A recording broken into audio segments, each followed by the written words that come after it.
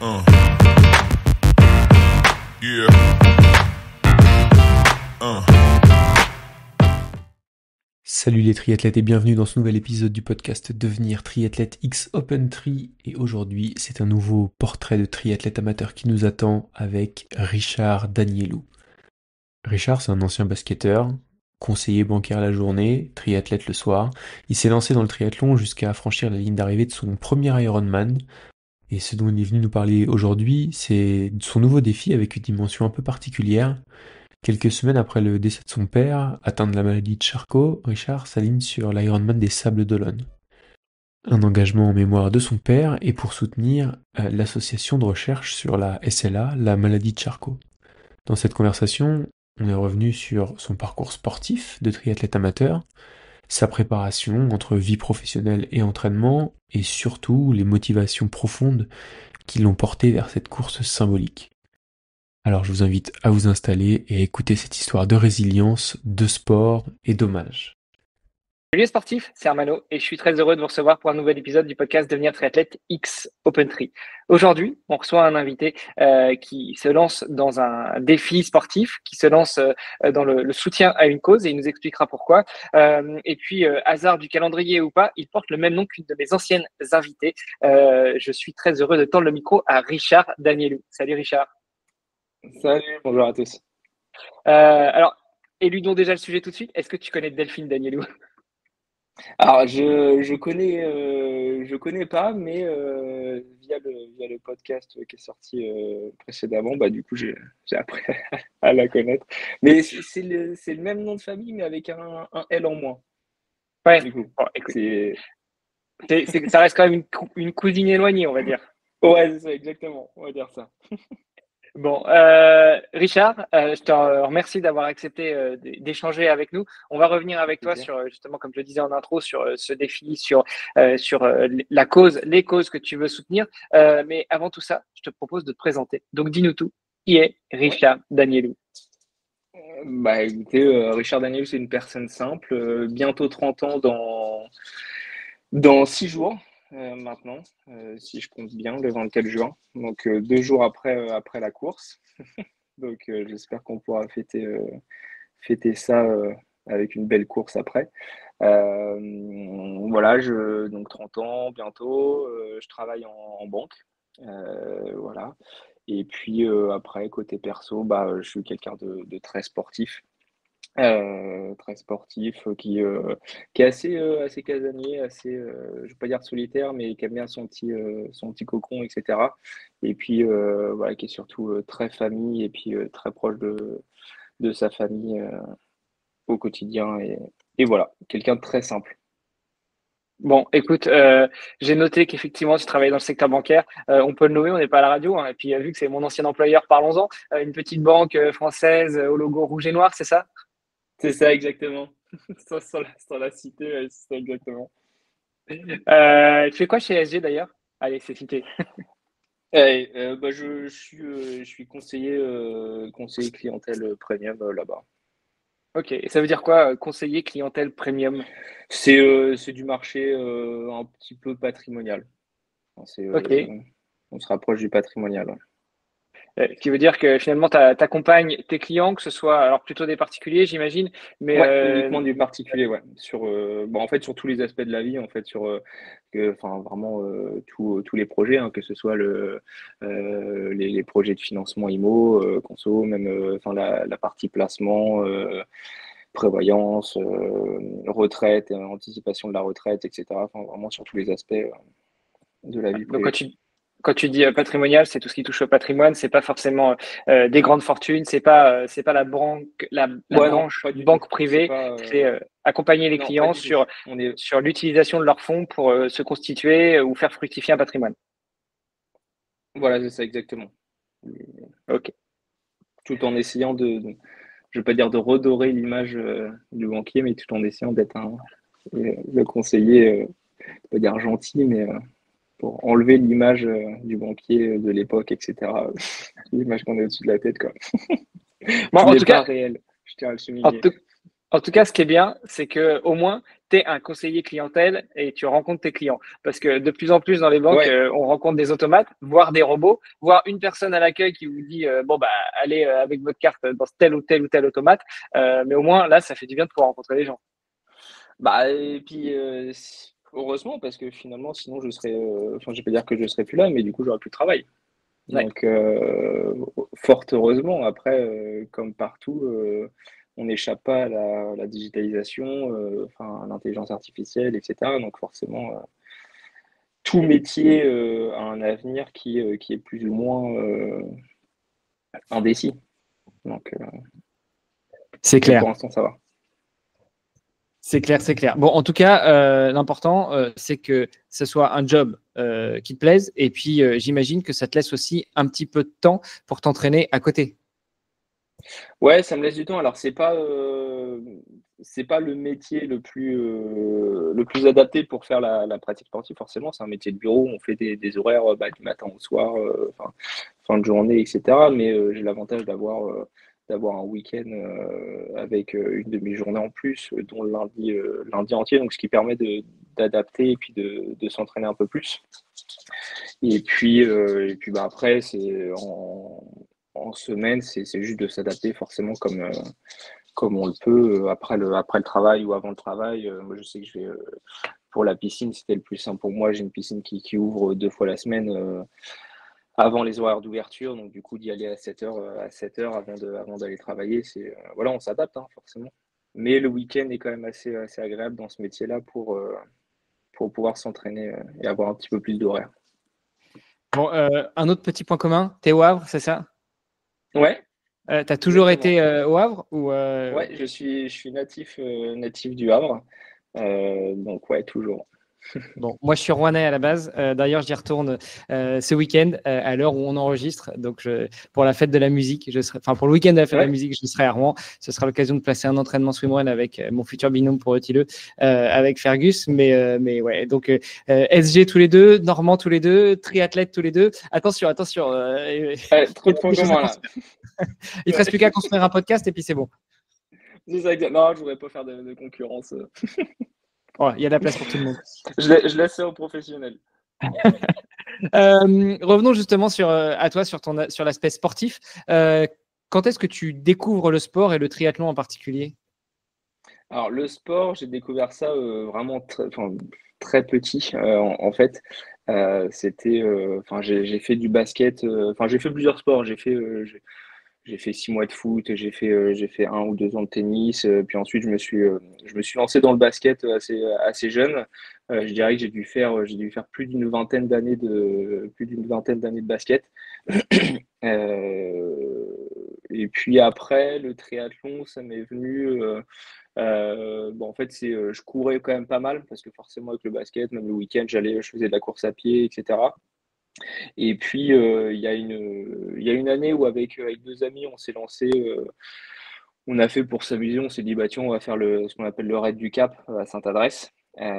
Donc en fait, c'est un triathlon qu'on a fait en équipe où chacun faisait une partie. Alors c'est un triathlon mais un petit peu trail hein, parce que le vélo, faut un VTT, la course à pied, faut grimper la falaise de Sainte-Adresse, etc. Enfin, c'est assez complexe. Mais après, progressivement, j'ai acheté mon vélo, j'ai commencé à faire du vélo et puis j'ai vu le triathlon de Deauville. Donc le format M avec un petit peu moins avec le distance olympique 750, donc où il y avait moins de natation, donc ce qui m'allait très bien. Donc je me suis inscrit à celui-là et puis j'ai bien accroché. J'ai bien accroché. Et puis en parallèle de ça, le basket commençait à s'estomper un peu dans ma vie. Je prenais, enfin j'avais moins cet esprit de compétition que j'avais avant. J'évoluais dans un niveau un peu moins élevé, etc. J'avais rejoint une équipe avec des amis. Enfin, c'était vraiment top. On s'amusait vraiment. On jouait très très bien ensemble. C'était cool. Et puis après, donc voilà, je me suis mis au triathlon. Je me suis inscrit donc au triathlon de Deauville. Et puis après, j'ai enquillé directement sur un 70.3, donc un Alpha Ironman, au Sable d'Olonne. Et puis après, j'ai pas, chaque année, j'ai pas arrêté. Après, l'année d'après, je me suis inscrit à la suite de Nice. Puis l'année d'après, j'ai refait les sables. L'année d'après, j'ai refait les sables. Et puis voilà. Puis l'année dernière, j'ai fait mon premier Ironman au Portugal en octobre. Et puis voilà, j'y suis venu progressivement en fait, jusqu'à voilà, passer maintenant à faire que du triathlon. Je ne vais pas dire au quotidien, mais c'est vrai que je fais plus d'autres sports. J'ai lâché totalement le basket et puis maintenant ça me permet d'aller, quand il fait beau, d'aller rouler, d'aller courir, etc. Puis même ça vide la tête, ça fait du bien, etc. Donc voilà, mais depuis toujours le sport. Bon, t'es pas le premier qu'on a sur le podcast qui passe du basket ou d'un sport co au triathlon. L'avantage, c'est que ça te constitue quand même une bonne caisse comment dire, d'intensité au basket, comme dans le hand, comme dans le foot, comme dans d'autres sports co. En fait, il y a beaucoup de relances. Vous courez pas 10, 20, 30 km, quoique en foot, ça court déjà peut-être un peu plus qu'au basket. En revanche, c'est sur des temps très courts et il faut aller très très vite. Donc ça vous permet d'avoir déjà cette caisse au-delà de construire le foncier d'endurance, mais en tout cas l'intensité et puis le cardio qui va bien, quoi. Ouais, tout à fait. En fait, je pense que c'est ça aussi qui m'a aidé. En fait, moi, quand j'ai commencé vraiment à faire uniquement de la course à pied, je le voyais alors, comme tout coureur ou tout sportif en fait qui est un peu, je vais pas dire matrixé, mais c'est vrai qu'il faudrait se dégager de ça. Mais je regardais forcément la montre. Et je voyais que je commençais la course à pied, mais j'avais des temps qui étaient pas très bons, mais qui n'étaient pas non plus décorrélés de chronos entre guillemets normaux. Et en parlant avec des amis, etc., je me suis rendu compte qu'en fait, ouais, le basket et les sports co, en fait, ça permet de se créer, comme tu dis, une caisse, en fait, d'avoir déjà un cardio qui est quand même assez bien travaillé, puisque au basket, on fait pas, comme tu dis, des efforts longs, mais par contre, c'est des efforts courts, c'est limite des sprints, enfin, c'est vraiment des allers-retours de terrain où forcément on joue, c'est comme si on allait faire finalement une séance de fractionné sur piste.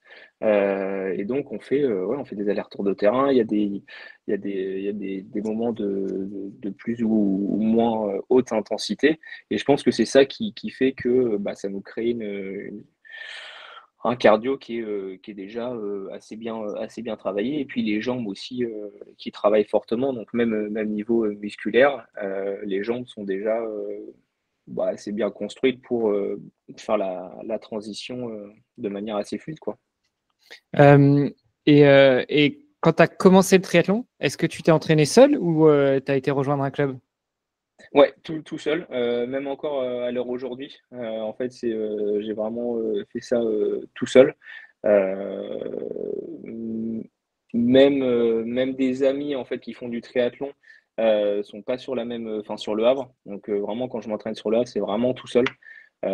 Toutes les autres personnes que je connais, des amis qui font du triathlon, sont soit sur la région rouennaise, soit sur Paris, etc.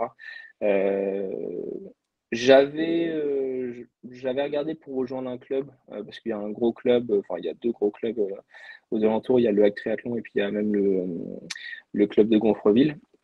Le SMGO, Le qui nous faisait SMGO, ouais, tant c'est ça, rêver à l'époque où j'ai commencé le triathlon en c'est 96 à ça. Rouen. On en entendait beaucoup parler. Exactement, ouais. Ouais, puis on en voit partout. Enfin, le Hack Triathlon et le SMGO, on les voit partout, même sur les podiums, etc. Mais finalement, en fait, j'en reviens aux horaires de boulot, c'est vrai que c'était assez contraignant pour moi. Et puis je me voyais pas dire je rejoins un club et puis finalement je sais pas si je vais être là tel jour et puis finalement tel jour je viens mais finalement je pourrais pas, etc. C'était vraiment enfin je voulais pas entre guillemets, je veux pas dire décevoir, mais m'engager dans un truc où ça aurait peut-être été bancal de mon côté par rapport à l'organisation, etc.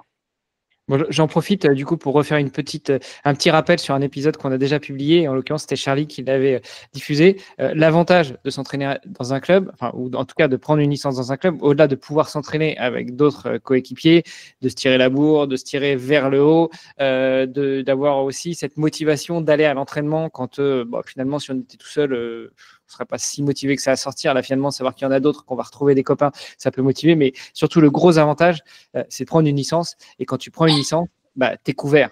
Et tu es couvert pendant les compétitions et tu es aussi couvert pendant tes entraînements. Alors, tu as peut-être pris une licence à titre individuel, mais voilà, ça c'est un des avantages, au-delà du fait que, bah, effectivement, si tu peux pas aller à tous les entraînements, et est-ce que ça vaut la peine de prendre une licence dans un club si c'est pour aller faire un entraînement une fois tous les 2-3 semaines?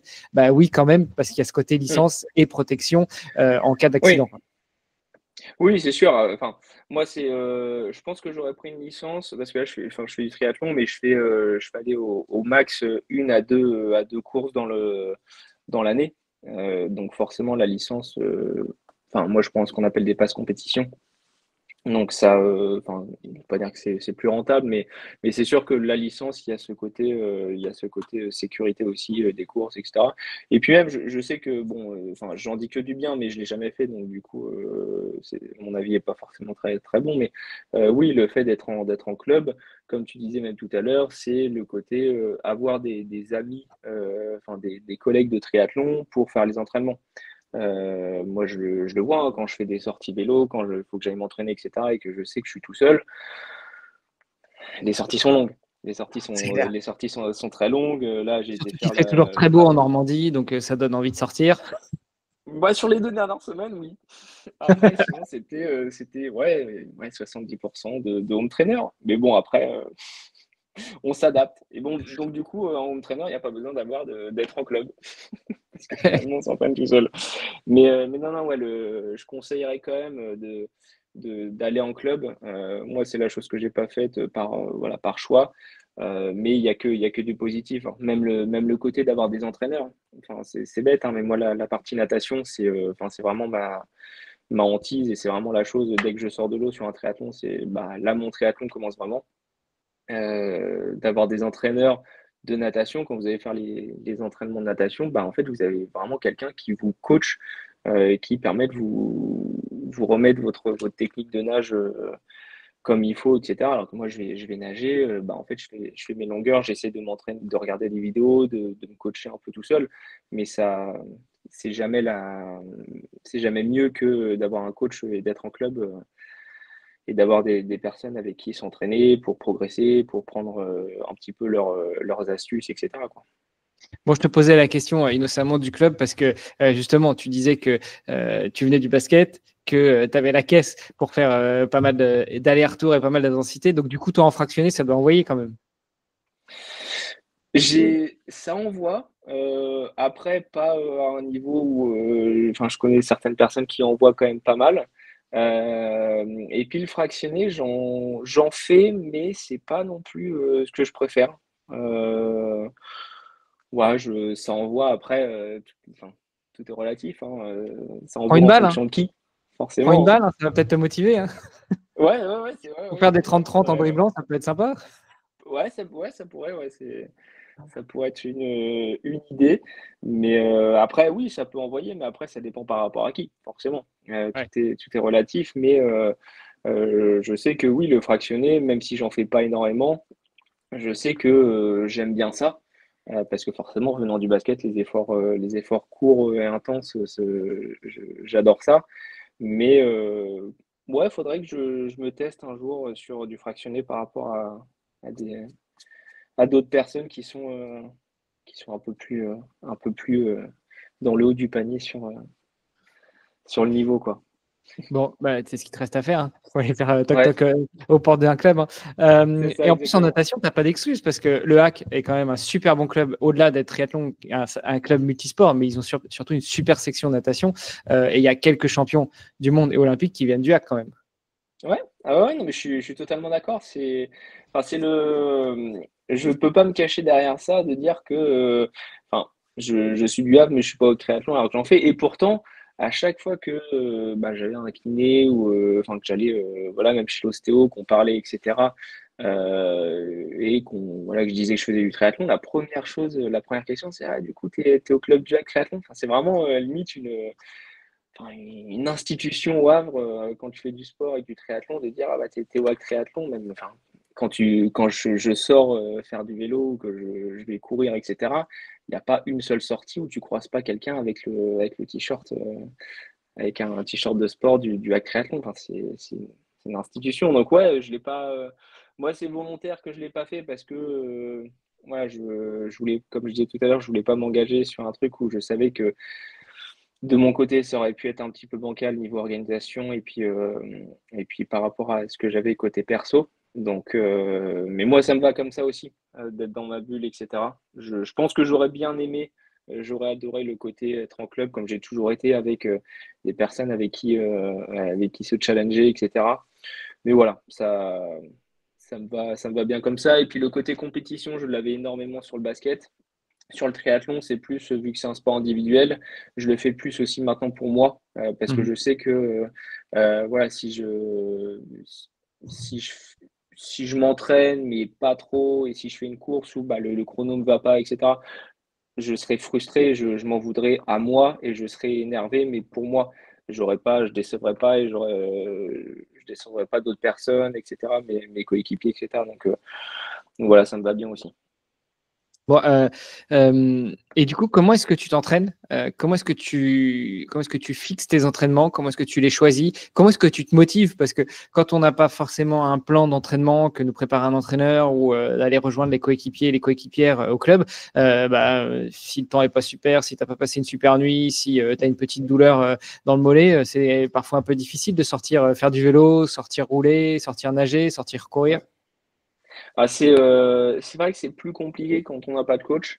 Alors, il y a voilà, début d'année, enfin je dirais même février, mars, quelque chose comme ça. Pour la partie course à pied, j'ai un ami Clément Lemaître qui habite sur Rouen maintenant, qui est du Havre, mais qui habite sur Rouen aussi, qui est prof de sport et qui s'est mis à se former sur le coaching, etc. Que je remercie d'ailleurs, euh, qui m'a euh, qui m'a suivi sur la partie course à pied, donc pour me faire un plan, etc., pour essayer de me préparer pour l'Ironman. Euh, Plan qu'on a du coup un peu mis de côté par rapport aux récents événements qui me sont arrivés. Mais là, sur la partie course à pied, il m'a bien accompagné. Aujourd'hui, j'en ressens les effets, alors qu'avant, j'avais pas de plan. Et puis pour le reste, bah, en fait, c'est vraiment moi qui fait je veux pas dire mon programme, mais qui fait mes sorties. Forcément, comme tu disais tout à l'heure, en Normandie, en fonction du temps aussi. Parce que quand tu prévois une sortie course à pied ou une sortie vélo, mais que dehors il pleut à verse, etc., bah, finalement tu changes, tu fais du home trainer. Donc j'adapte. Je sais que j'essaye d'avoir tant de séances de course à pied, tant de séances de vélo, tant de séances de natation dans la semaine. Comme je disais tout à l'heure, la natation, bah, la piscine où je vais le matin avant le travail, elle ouvre le mardi et le jeudi avant 10 heures, donc elle ouvre à 7 heures. Donc moi, j'y allais mardi et jeudi. Comme ça, moi, la séance natation, j'avais pas besoin de me caler une journée après le travail. Et comme ça me permettait bah, de me caler mes autres sorties course à pied et vélo dans la semaine, dont forcément le week-end et le lundi, notamment vu que je travaille pas le lundi, de me dire, bah, le lundi, si je veux faire du vélo, je veux faire des plus grosses sorties, bah, en fait, je cale comme ça, en fait. Et comme ça, dans la semaine, bah, une séance de fractionné sur mon trainer pour le vélo ou sur la course à pied, bah, je la cale le soir après le travail, etc. Donc, c'est vraiment de l'organisation et de la programmation par rapport à son propre agenda. Et puis, de s'adapter forcément face aux conditions, etc., quoi. Et puis après, tout ce qui est séance, corps de séance, etc. Je sais que, enfin, je suis pas le meilleur élève là-dedans parce que je m'y connais pas. Et quand on est tout seul, etc. Enfin, forcément, c'est difficile par rapport à un coach où le coach il t'envoie ta séance, tu le fais et puis c'est très bien. Là, moi, je sais, enfin, je suis pas le bon élève sur home trainer. Enfin, pour le vélo, sur les séances de fractionné, je me mettais sur home trainer. Et puis bah, je sélectionnais une bonne séance de fractionné sur Zwift et puis j'envoyais quoi. Puis ça fonctionne. Alors, c'est pas un programme et c'est pas voilà, un programme d'entraînement qui permet d'aller chercher des performances sur les courses, etc. Maintenant, moi, c'est ce qui me va. Voilà, tant que je fais du sport, tant que j'essaie voilà, de continuer à rouler, à nager et à courir et puis à me maintenir et à pouvoir remplir mon objectif à la fin, moi, c'est ce qui me va. De toute façon, comme je dis à certaines personnes, j'ai pas un agenda, j'ai pas un travail qui me permet de faire 15-20 heures d'entraînement la semaine. Enfin, c'est très compliqué. Donc forcément, moi je sais que ma compagne elle me dit toujours et ma famille me dit toujours, mais faut pas se comparer. Enfin, tu peux pas comparer quelqu'un qui peut s'entraîner comme toi 10 heures, 11 heures d'entraînement la semaine, vraiment en se dédiant à ça, et une personne qui arrive à s'entraîner 15-20 heures. Enfin, c'est pas possible. J'ai du mal à me le mettre dans la tête, mais finalement c'est une réalité. Voilà. Ouais. Ouais, mais justement, ça te fait quoi en volume horaire au pic? Là, on arrive bientôt à ton objectif de l'Ironman des Sables-d'Olonne. Donc, les plus grosses semaines que tu as faites, hors semaine choc ou stage ou pseudo-stage d'entraînement, mais tes plus grosses semaines, ça t'a amené où? Bah, les plus grosses semaines, enfin forcément adapté, ça m'a amené ouais, à du 12 heures, 12-13 heures d'entraînement. Donc pour un objectif comme ça, c'est pas énorme non plus, hein, en termes de volume horaire. Alors après, on dira toujours la qualité prime sur la quantité. Mais forcément, c'est pas un volume horaire qui est le plus adapté. Maintenant, ça se fait. Voilà, il suffit juste de faire les bonnes séances, voilà, puis d'être précis dans ce que tu fais et puis de faire les choses bien, etc. Il y a des semaines où je tournais à 7 heures parce que niveau de l'agenda, etc., j'avais pas le choix. Il y a des semaines où je faisais du 13 heures, etc. Donc, j'ai pas l'entraînement et le programme d'entraînement le plus linéaire. Mais après, est-ce que, comme on disait tout à l'heure, c'est mon passé de basketteur qui fait que j'ai un cardio qui était assez développé, qui me permet de réussir à finir une course comme ça. Je touche du bois même dimanche, mais à finir des courses comme ça, avec un volume d'entraînement, je vais pas dire aussi faible, mais pas aussi élevé que certains, quoi. C'est sûr, tu as constitué une certaine caisse depuis que tu as commencé à faire du sport depuis tout petit. Tu n'es pas très vieux, donc ta récupération, elle est aussi encore optimisée. Et puis, finalement, ce que tu fais en faisant 7 à 13 heures d'entraînement par semaine, c'est que tu maintiens un certain niveau qui te permet de ne pas te blesser et d'aller au bout de ta course, quoi. Ouais, c'est ça. D'ailleurs, là-dessus, si tu n'as pas d'entraîneur, moi j'ai 2-3 conseils à te donner. Bon, alors déjà, des entraîneurs, et ça, il y en a pléthore. Tu peux en trouver plein. Sur le podcast Devenir triathlète, j'en ai interviewé plein. Forcément, je ne peux que faire la pub de Christophe Yamas, qui est mon entraîneur actuel, mon petit entraîneur chéri. Tu as forcément OpenTree aussi, avec qui on produit le podcast. Eux, ils ont toute une plateforme d'entraînement qui te permet déjà non seulement, par exemple, de prendre une licence individuelle. Donc, c'est sûr que si tu fais 1 ou 2 courses par an, c'est peut-être pas forcément la chose la plus rentable. Tu peux te contenter d'un passe-journée. En revanche, si tu veux en faire un petit peu plus, notamment des courses courtes, et puis que tu veux avoir cette couverture d'assurance pendant tes entraînements, une licence individuelle peut te permettre de courir ça, donc licence individuelle ou licence dans un club virtuel comme fait OpenTree. Et puis ils ont aussi une plateforme d'entraînement pour pouvoir entraîner les gens. Et puis le dernier truc qui peut même coûter moins cher, c'est maintenant avec tous les outils d'IA qui sont quand même assez bien alimentés et assez bien entraînés, tu peux lui dire quelles sont tes contraintes, quels sont tes objectifs, quelles sont tes envies, même lui dire chaque semaine je veux que tu me fasses un plan d'entraînement de 7 à 10 heures, et puis avec une séance bonus et ou une séance que je pourrais faire sauter si jamais mon agenda me le permet pas. Et donc, il va te faire un rétro-planning par rapport à l'objectif que tu te fixes ou aux objectifs que tu te fixes s'il y en a plusieurs. Et puis après, il va t'indiquer quel type de séance tu dois faire, te structurer les séances. Enfin, tout ça, après, il faut rentrer dans un échange avec les outils d'IA. Tu as Mistral pour le petit français, Claude pour Anthropic, OpenAI, Gemini de Google, etc. Enfin, ChatGPT d'OpenAI, Gemini de Google, tu en as plein. Et ça se tente. Alors attention aux hallucinations, hein, parce que des fois les moteurs, les modèles d'IA hallucinent un peu, mais ça peut toujours être mieux que rien si tu veux justement avoir un semblant de structuration de ton entraînement et te dire le lundi je sais que j'ai la journée donc je peux aller rouler. L'IA m'a dit aujourd'hui tu vas rouler, tu vas faire 2 heures avec 30 minutes de PMA après avoir fait 40 minutes d'échauffement et puis après de la récup, tu vois, et puis avoir un semblant de séance structurée. Ça peut aussi même si ce n'est qu'un modèle d'intelligence artificielle qui t'a pondu ça, t'ajouter une brique de motivation supplémentaire et de te dire, bon, voilà, j'ai mon plan, il faut que je le respecte, donc qu'il fasse beau, qu'il fasse pas beau, que je doive adapter ou pas, que je sois disponible ou pas, je vais y aller.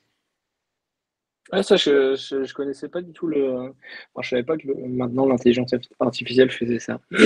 C'est à tester, hein.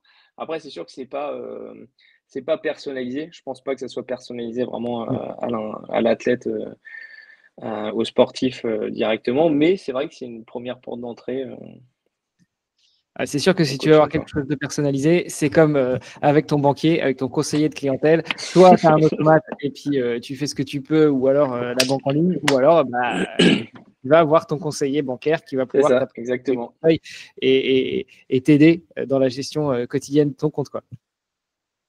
C'est ça. Euh, donc, du coup, toi, tu as déjà fait un objectif. Tu as déjà fait un Ironman l'année dernière à Cascais, au Portugal. Je regardais les Ouais, temps, c'est tu vois, ça. c'est honnête pour quelqu'un qui se définirait, passe-moi l'expression, mais comme un amateur qui peut faire 7 à 10 heures d'entraînement par semaine, quoi. Ouais, enfin, je sais pas comment définir, mais je veux pas dire que j'étais content de moi parce que compétiteur dans l'âme et enfin, on veut toujours faire mieux, forcément. Mais je suis quand même fier de moi, même si je le dis rarement. Cette fois-là, je l'ai été parce que avec l'entraînement, ça passe pas. Avec l'entraînement que j'ai et puis le stress, le fait de faire une première course, en plus c'était un premier Ironman, donc à l'étranger. Heureusement, il y avait ma compagne que je remercie qui était avec moi, donc c'est un soutien énorme. Je m'attendais pas à faire une course aussi «bonne» entre guillemets pour moi. Pour être très honnête, et ma compagne l'a ressenti aussi, quand je suis arrivé, après la course, j'étais bien plus frais et bien mieux que sur tous mes 70,3 que j'avais fait avant. Donc, alors est-ce que c'est parce que je me suis mieux géré pendant la course? Je me suis plus, j'ai plus mangé, la nutrition a été meilleure et cetera et je me suis plus, écouté sur la course. C'est peut-être possible, mais je sais que, sur la partie vélo, par exemple, qui était roulante, mais il y avait quand même du dénivelé. Je savais que je pouvais appuyer plus sur les pédales, mais dans ma tête, je me disais: «Roule roule à cette allure-là, même si tu peux aller au-delà, n'y va pas parce qu'après tu as un marathon qui t'attend. Tu l'as jamais fait, tu as jamais fait d'Ironman, donc tu sais pas comment tu vas réagir». Et puis pareil, quand je suis descendu du vélo, que j'ai commencé les premiers kilomètres de la course à pied, je me suis mis à une allure où je savais que je pouvais courir bien plus rapidement, mais je me suis dit: «Attends, tu es à 2 kilomètres et demi, voilà, tu en as encore à peu près 40 à faire, tu es encore là pendant un très long moment, donc vas-y mollo et puis, tu verras ce que ça donne» et j'ai bien fait parce qu'après forcément, j'ai un peu ralenti. Mais cette gestion de course, tout en cherchant juste à la finir, et à faire une course, complète et vraiment où je puisse profiter de la course, fait que, ouais, je fais un temps qui, je pensais pas faire ce temps-là. C'est pas le meilleur chrono et il y a bien meilleur, mais pour un premier et pour moi, ça me va, ça me suffit. Franchement, Donc très largement sub 13 heures, donc 12h24. ouais, C'est beau pour un premier, hein. Il y en a peu qui, même après plusieurs tentatives, arrivent à faire un sub 13 heures.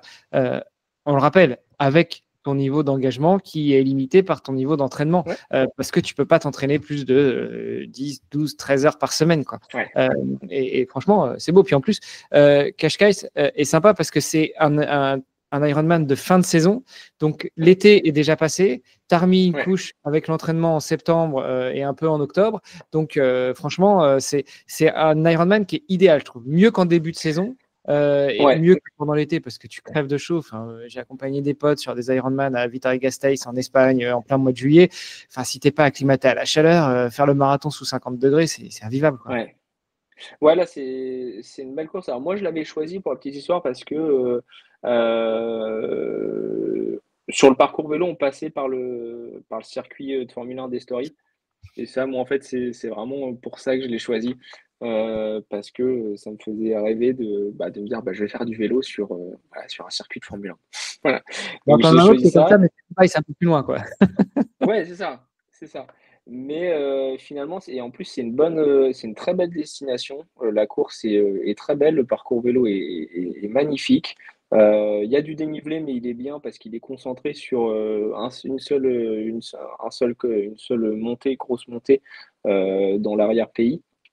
Et puis, comme tu disais, au niveau du calendrier, c'est bien parce que là, contrairement à celui que je vais faire là la semaine prochaine, c'est en octobre, donc en fait, même au Havre, comme on dit, il fait pas beau, sauf en été. En fait, ça te laisse le temps, tu as juin, juillet, août, septembre, où tu as un gros bloc de préparation, où tu sais qu'en fait, enfin, même si tu es en Normandie ou dans un endroit où il pleut, en fait, tu as tout l'été, ou si ça se passe bien, et normalement ça se passe bien, il fait super beau, tu as vraiment un entraînement qui est.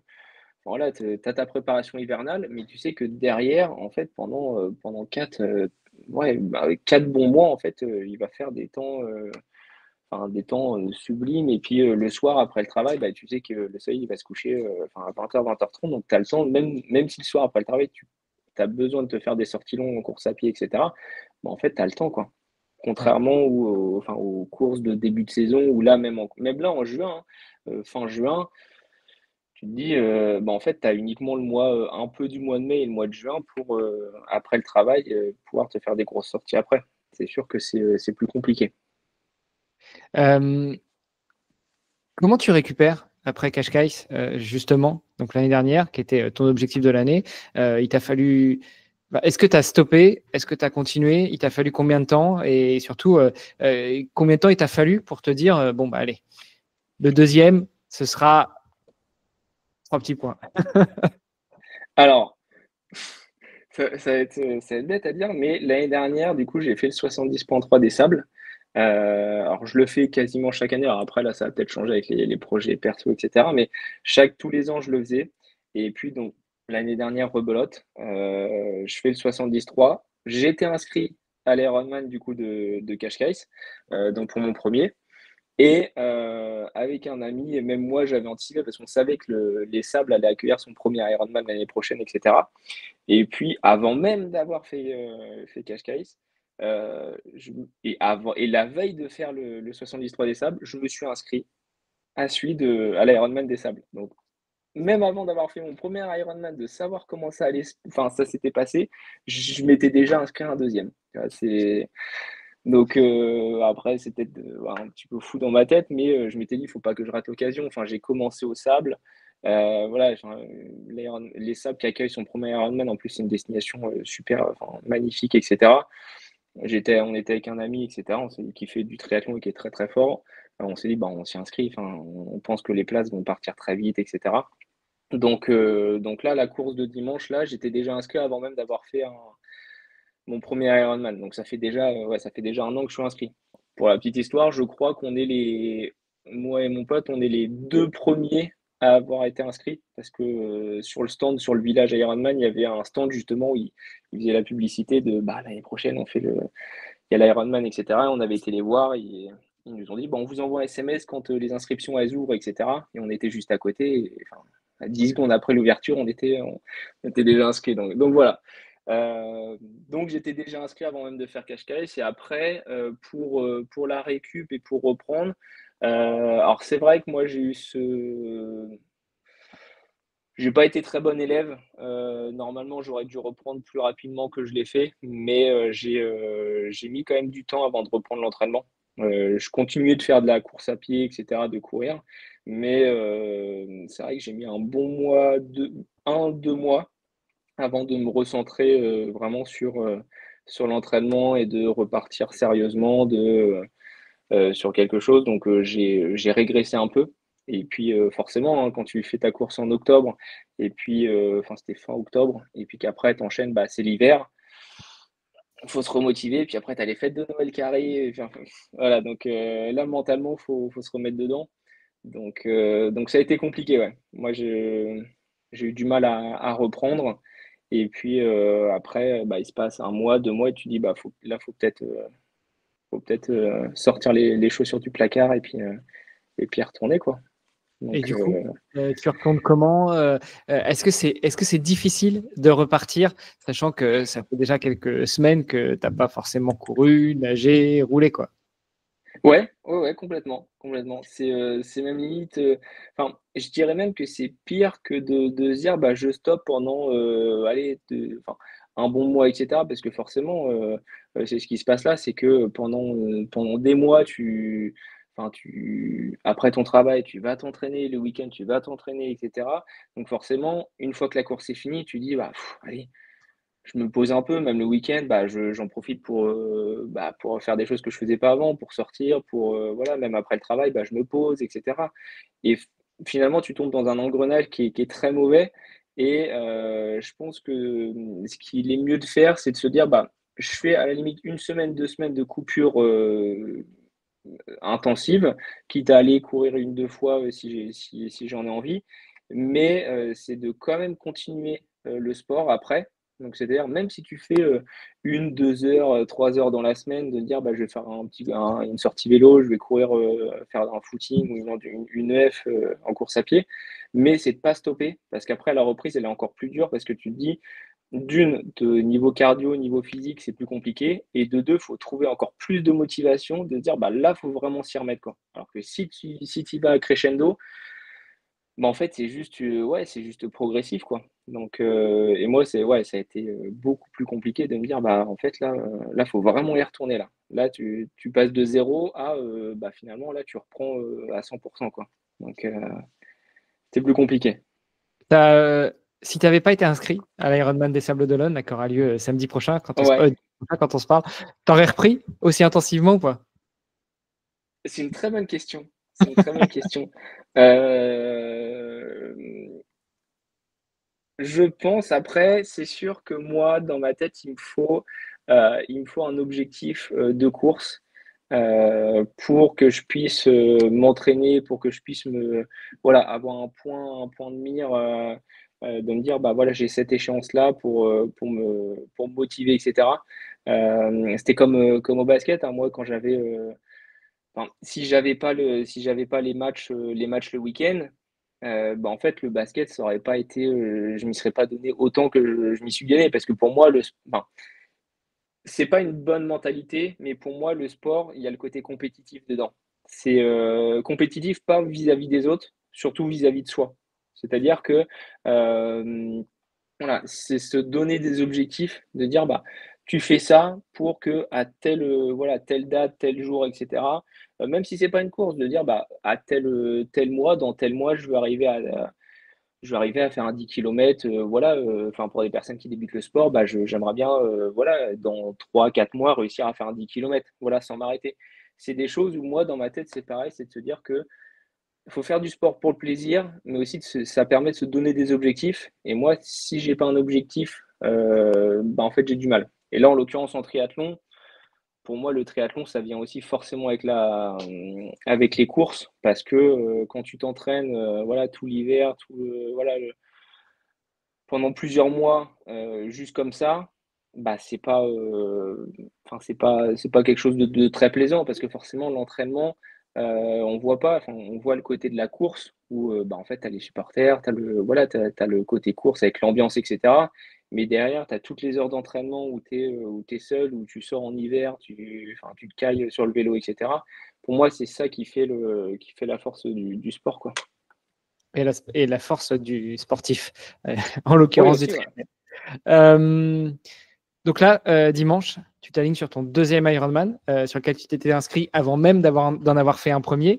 Donc Mmh. c'est presque ton deuxième premier Ironman. Et tu fais pas que pour le sport. Si tu veux bien nous parler un petit peu de pourquoi tu te donnes autant à fond pour cet objectif? Ouais, tout à fait. Alors en fait, moi j'ai mon papa qui est décédé, il y a 2 mois. Il avait la maladie de Charcot, donc il l'avait depuis presque 8 ans. Donc c'est pour ça aussi que je disais tout à l'heure que, voilà, j'ai un entraînement, déjà je m'entraîne seul et pas en club parce que niveau organisation, agenda et cetera, c'est compliqué de trouver du temps parce que j'ai ce côté, sportif, mais comme je dis aussi, j'ai ce côté aussi très famille où j'essaie de passer, j'ai pas envie de me bloquer beaucoup, du temps, si c'est pour plus voir ma famille, etc. Et donc voilà, les week-ends, les soirs, etc., j'aimais bien aussi. Même si j'allais pas m'entraîner, je préfère aller voir ma famille, je préfère aller voir, voilà, passer du temps avec mon père, etc. Et donc là, il est parti au mois d'avril. Et donc cette course, donc même si j'y étais déjà inscrit l'année dernière, mon objectif c'était quand même en fait, de courir pour lui, forcément cette course-là. J'avais tenu à faire Cascais l'année dernière voilà, pendant qu'il était, moi j'aurais souhaité énormément qu'il soit encore là aujourd'hui. Mais je suis très content d'avoir fait Cascais parce que j'ai pu en faire un pendant qu'il était encore là et qu'il ait pu voir que j'ai réussi à faire en fait le Graal du triathlon finalement. Et donc finalement j'aurais été vraiment déçu si finalement je m'étais pas aligné sur Cascais, ce qui était pas forcément ce qui était pas obligatoire au début, mais j'étais très content. Et donc dimanche, ouais, je vais courir pour lui. Et puis donc avec l'ARSLA, donc c'est une association du coup qui défend la maladie de Charcot, les aidants, où les dons permettent de financer la recherche, etc. pour cette maladie-là. Donc du coup, ils organisent tous les mois de juin ce qu'on appelle éclat de juin et les défis de l'été. Donc là, typiquement, ce week-end, ils ont fait les 24 heures du lac autour du lac d'Annecy. Et donc moi, j'ai ma page du coup sur éclat de juin qui permet en fait de récolter des dons, enfin, si les gens veulent faire des dons, s'ils veulent s'inscrire pour tout le mois de juin jusqu'au 30 juin, je crois, c'est courir. Et puis chaque kilomètre, en fait, ça permet et j'aime bien leur slogan, c'est courir pour ceux qui ne le peuvent plus, en fait. Et donc voilà, c'est ma manière à moi, en fait, de soutenir la RSLA, mais aussi de courir pour mon père, parce que voilà, de base je l'aurais fait, mais là voilà, il y a encore un truc en plus pour moi qui fait que en fait ça va être mon premier triathlon, en fait où il sera pas là derrière son téléphone à suivre mes résultats, et puis avoir un SMS de lui après la course, quoi. Euh, Bon, déjà, toutes mes condoléances pour ton papa qui est Merci. parti il n'y a pas longtemps. Ouais, ça va te permettre de te transcender encore plus pour atteindre la ligne d'arrivée dimanche prochain. Ouais, tout à fait. Je pense que, alors encore une fois, je touche du bois pour qu'il se passe la même chose, si ce n'est mieux qu'à Cascais, c'est-à-dire que les planètes s'alignent et puis que la nutrition, ça se passe bien, que je puisse arriver frais, courir comme il faut, etc. Mais je sais que j'ai jamais abandonné. Enfin, je sais que l'année dernière, sur le 73, je me suis fait renverser sur le vélo, il a plu des torrents, etc. et j'ai pas abandonné. Mais là, je sais que j'ai un truc en plus qui fait que au-dessus de ma tête, je sais pourquoi je le fais. Et alors, sauf grave pépin ou autre problème mécanique où il se passe quelque chose de grave, etc. Mais je sais que j'abandonnerai pas et je sais que ça va me donner une énergie supplémentaire pour aller chercher la ligne d'arrivée. Et puis au départ, mon objectif était vraiment d'aller chercher cette année, je ne dis pas un sub 12 ou un sub 11h30, etc. Avec la préparation, du coup, c'est pour ça aussi que ces derniers mois ont été, niveau prépa, j'ai eu un peu de mal parce que forcément, comme je disais, même avec mon ami, avec la prépa course à pied, c'est pour ça que ça s'est stoppé. Parce que forcément, ça chamboule et puis c'est difficile de s'y remettre. Là, l'objectif, il est uniquement de passer la ligne d'arrivée. Tu vois, c'est vraiment quel que soit le temps que je vais faire. Donc forcément, l'objectif, c'est de faire avant la barrière horaire. Mais voilà, je vais avoir quelque chose au-dessus de ma tête et je sais qu'il sera là pour me pousser. Et puis là où je suis très content aussi, c'est que il y aura ma compagne, il y aura ma mère, il y aura ma sœur, du coup, qui seront là, qui sur les dernières années, pouvaient pas venir parce que forcément, elles étaient là pour mon père et puis elles pouvaient pas le laisser, etc.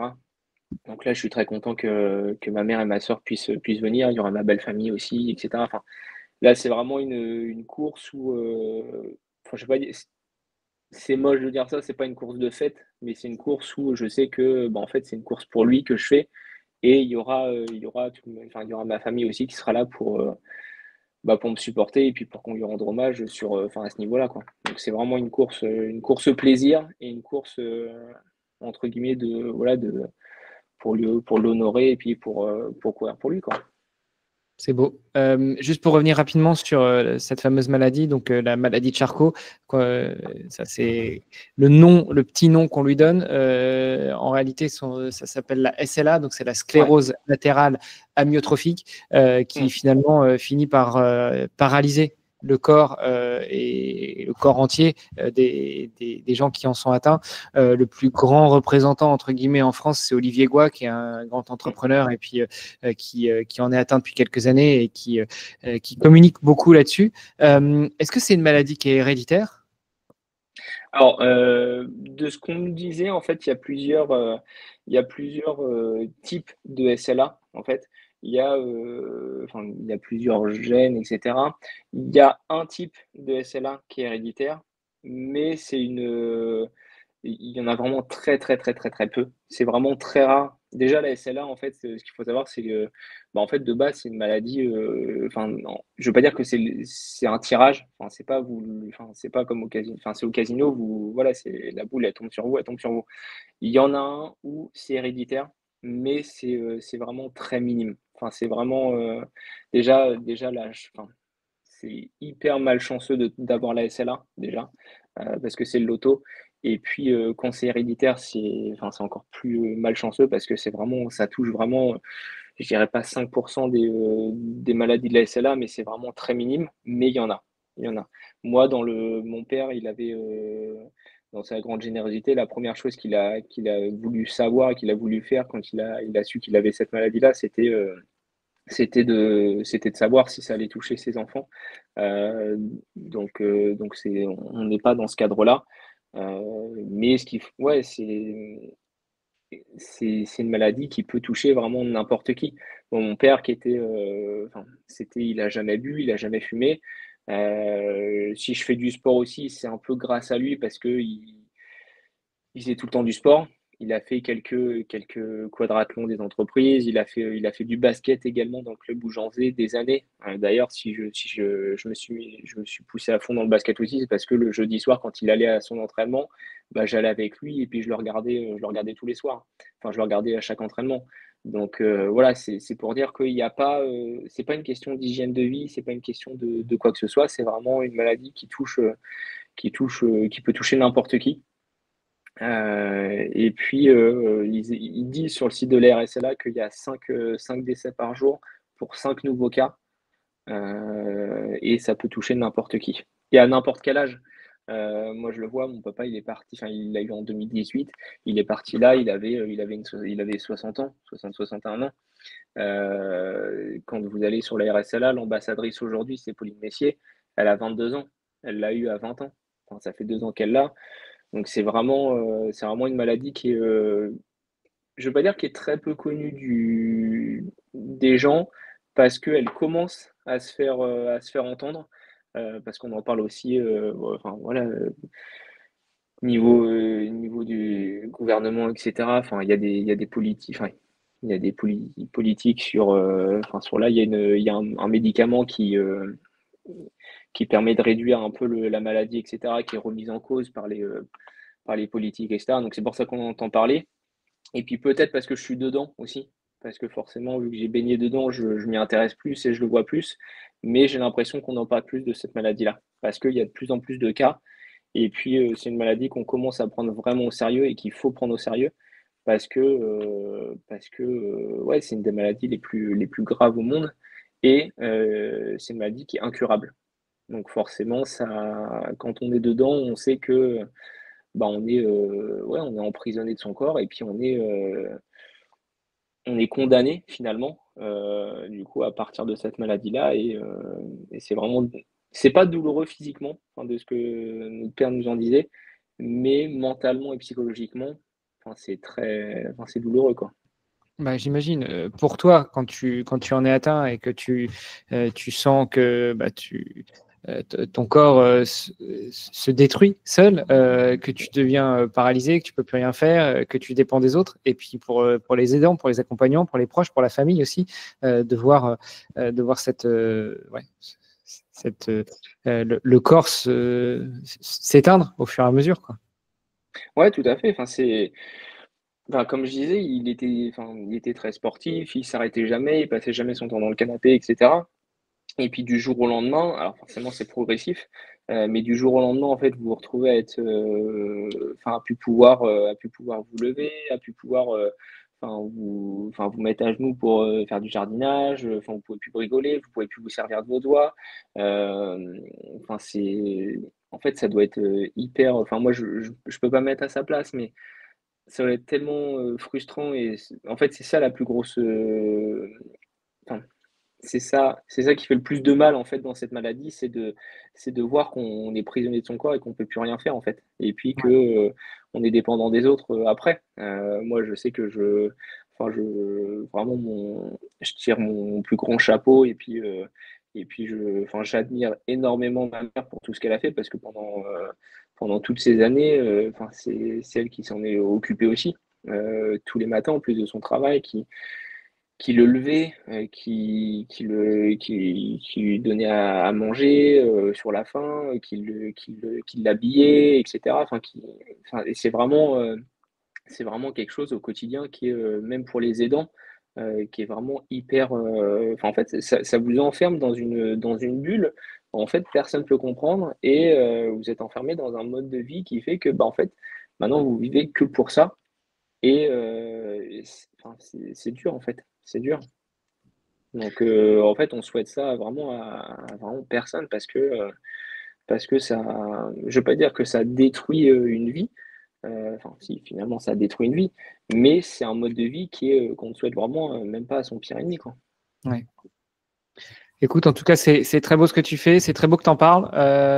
Ce que je te propose, on en parlait un petit peu en off avant, c'est de débriefer dimanche, une fois que tu auras fini l'Ironman. Ouais, Et puis, on verra dans quelle mesure on met soit ce débrief sur l'épisode en cours à la fin, soit on refait un autre épisode. Et puis comme ça, tu pourras aussi nous dire non seulement comment s'est passé ton Ironman, ton deuxième premier Ironman, ce que tu as ressenti en allant au bout, est-ce que tu sentais justement la présence de ton papa, et puis voilà, un petit peu l'émotion que tu as ressentie en passant la ligne, parce que nul doute que tu passeras la ligne.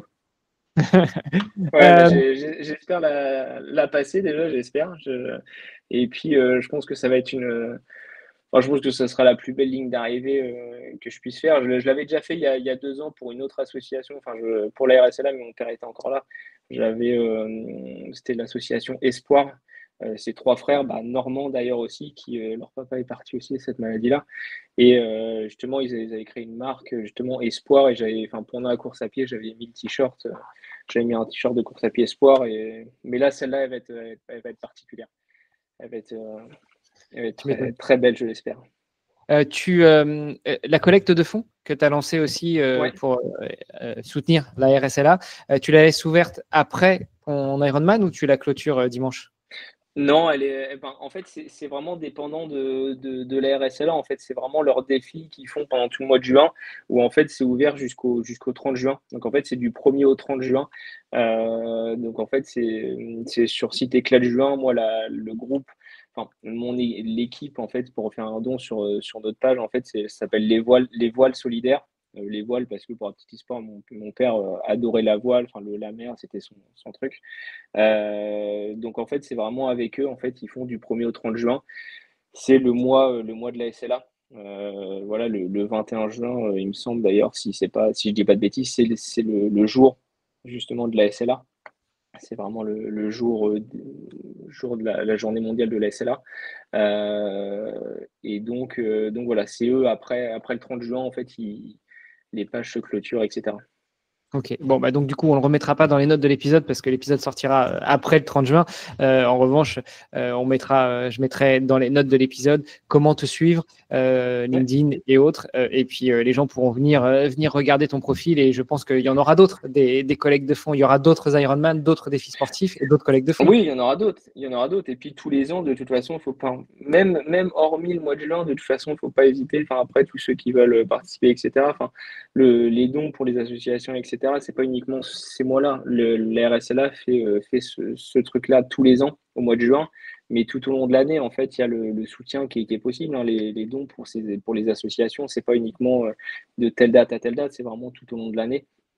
Et c'est comme ça que justement on arrive à faire bouger les choses. Et puis moi, comme on disait en off, moi à ma petite échelle, avec ouais, comme je disais, avec mon petit cercle de personnes que je connais, etc. Si on fait en fonction de ce qu'on peut. Mais voilà, on est, enfin, telle personne plus telle personne plus telle personne, ben, on arrive à faire des grandes choses. Et puis je sais qu'il y a énormément de personnes, voilà, qui ont leur page pour l'éclat de juin, etc. Et c'est ça qui est beau aussi, c'est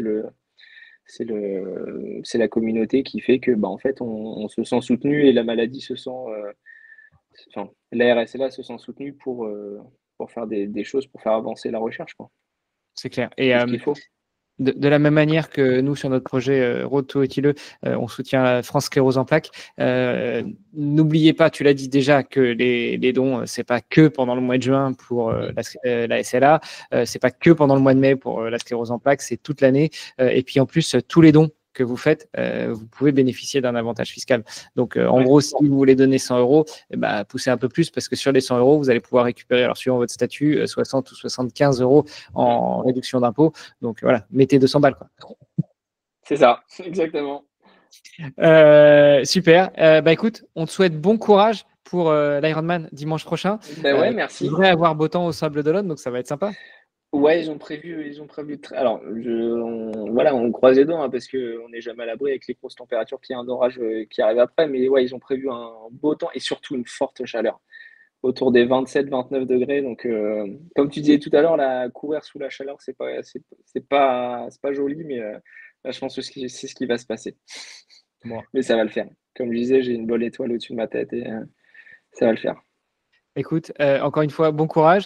Bonne continuation, Richard. Et puis, on se reparle bientôt pour pouvoir débriefer cet Ironman. Avec grand plaisir. Merci à toi, Hermano. Merci beaucoup. Merci. Ciao. Ciao.